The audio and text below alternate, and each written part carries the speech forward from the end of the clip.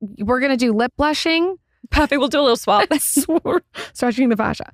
Okay. What are some makeup products you love, nail polish colors you love, like little beauty things that you think are just really great? Okay, nail polish. I used to be so fun. I used to do all this fun stuff. Now I'm only doing put it in neutral, or I'll do like a dark red. I don't have a shade for my dark red, unfortunately. Beautiful. For my makeup, it's a real Charlotte Tilbury moment. Okay. Love it. All Charlotte Tilbury. Love Westman Atelier blush. Love blush. My life hack for makeup is this Hourglass palette. It's called the Ambient Light palette. And you put the powder all over your face. So like, I don't know if you wear powder, but I feel like most people think it kind of like makes you really matte. This makes you so glowy. Like I get a ton of compliments. People say, what's on your skin? I say it's the powder. And they go, but you're not wearing any powder. Like, trust me, this thing is like some translucent, nice glow. It looks so good. So that's my life hack for makeup. We have to put that in the show notes and you have to text me what that is. Yeah, I will. See, I knew this was the episode to kick Michael off of because Michael would be like, what are you talking about? Translucent powder?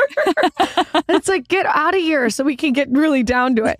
Okay, I want to talk about how you took $900 and changed it into a 7-figure business. Like, and I would like for you to not just tell us like the quick version. Like I kind of want to know the nitty gritty, the in between. So start off with the 900. Okay. So I moved to LA and I was like, I need to do something other than like renovating this house. We bought our house and we had a problem with the plumber. We had a problem with this. We had a problem with something every day. And I'm staying up till 9 p.m. on my laptop, sorting things out that is not going to get me anywhere in life. And I really had that realization, like, why the fuck am I working so hard for what? Like, what do I have to show for it?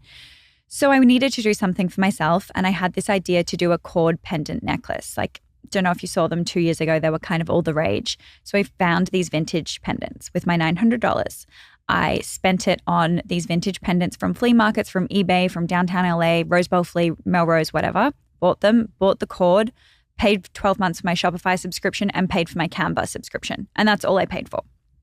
I then hand-tied the necklaces. I got my friend to take photos of me. So this is like so fucking low budge. It's honestly embarrassing. But what's the quote? If you're not embarrassed, you started too late, right? So I did that. I launched my first drop. I promoted it on Instagram. On my personals, I was saying like kind of pretending it was my friend's brand or something. I never said this is my brand launching. And so I think that's a good tip as well because I didn't have any followers on the Heaven Mayhem account. We had 20 followers or something. So you don't have to be an influencer. You don't have to have this following to be able to do it because I really didn't promote that much on mine. I never said like, it's mine, whatever. So I promote on Heaven Mayhem. They were really trendy. I say drop one launching June 16, 20 pieces.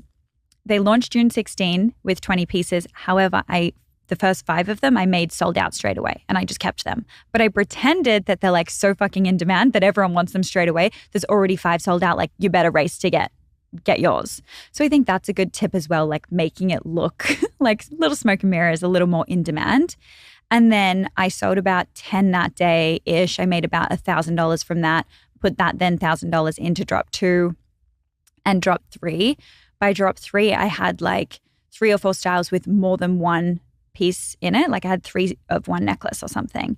And then I got my hands on this one pendant, which was such a good seller. I think we sold like 200 of them. So this is like really my small little business is taking off. Keep in mind, I'm making every single one on my bedroom floor, like cutting every cord, filling my orders Mondays and Thursdays so then I can make them on the weekend and like make them midweek. And then I called to get some more stock. They had this dead stock vintage. I'm like, can I have some more, please? They sent it to me and they sent the wrong one. They sent this like way smaller one, which just wasn't going to work, but they had 300 of them, which they sent. So I'd paid for it. And I said like, oh, you sent the wrong one. Just send it. I'll send it back and you replace it with the real one.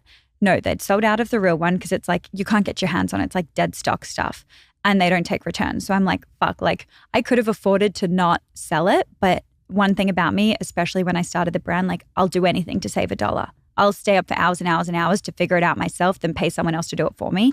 So I was like, well, let's just try sell this product. We put that, I always say we, it's just me, but I say we to make Heaven Mayhem sound bigger, I guess. I love it. So then I start making this one necklace. It's called the Black Mini, this gold circular pendant on black suede cord that sold like friggin' hotcakes. Got my hands on more.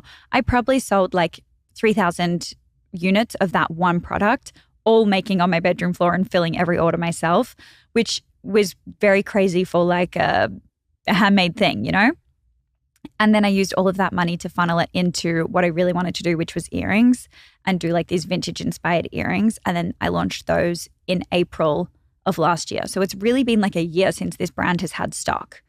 And then from there, I got on some influencers like Matilda Jerf. She was amazing. Like she had the necklace and it just sold really well being on her. Mariana Hewitt, just like great people who have really cool style and who are so friendly. And I think for me, being an influencer and meeting them and promoting their brands and being kind this whole time with no intention to start the brand. I started the brand 2 months before. It's not like I was doing this whole thing for like keeping it in my back pocket